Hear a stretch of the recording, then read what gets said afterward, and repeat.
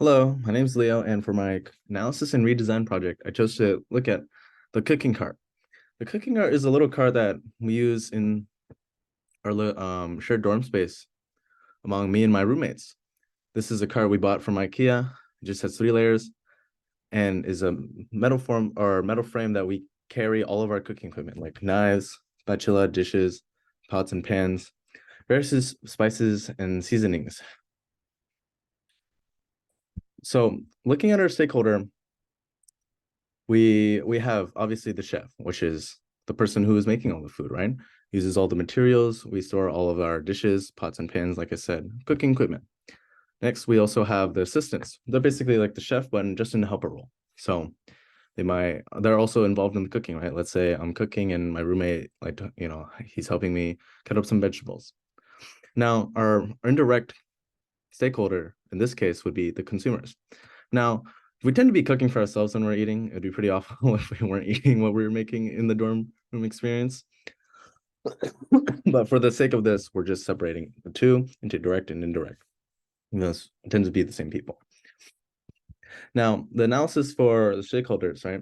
Motivations. We're trying to transport all of our things, all of our necessities, our ingredients from the room to the dorm kitchen because we can't have a kitchen in our own dorm room.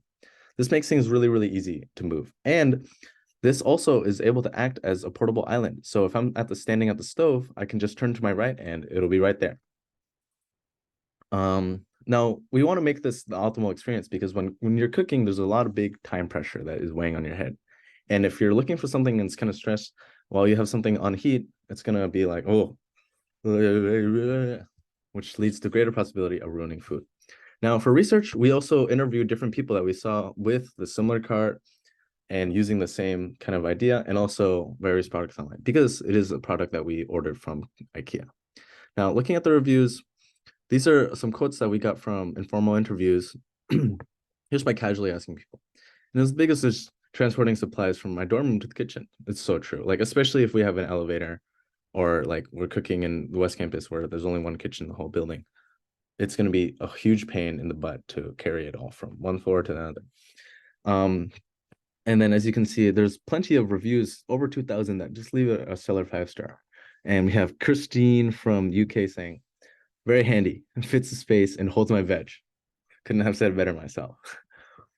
Now, as for assistants, this is basically just a chef, but more and more of a helper role, right? And most people just want to help. And when making it easy to help is also a really, really important deal when cooking. Same with interviews, we just ask them informally. And now less with the consumers. Of course, they're really, really impacted because, if the cooking fails, there's no yummy food. Okay, so for some of the design issues, we hear that sometimes things slide around. They get in the way or things sliding around gets in the way, right? If things get knocked down, it's not great. These are the questions we use to just, kind of like, hey, what do you not like about the cart? Also, we also have not that much space on the shelves because the cart has 3 layers, but you tend to think there's more room. Not much. So we surveyed around 15 people, and out of the percentages, I think it was like 6. Said slide around 6. Wait, 8. I don't know. 46%. We did the numbers. And insufficient space. So these were the two that we decided to tackle for. Firstly, issues 1. Seasonings slide around on the top layer. So whenever we're rolling around the cart, these seasonings will slide around and, it creates a mess. It's unorganized and it's not great. This open room, we need to fix them in one place. The second issue is the dish spacing.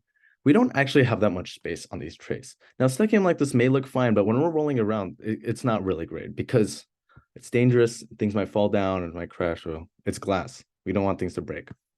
Now, these are some very specific issues, but they're pretty easily fixed with some good designs. Now, we added for the solution 1, we're looking at the seasoning sliding around.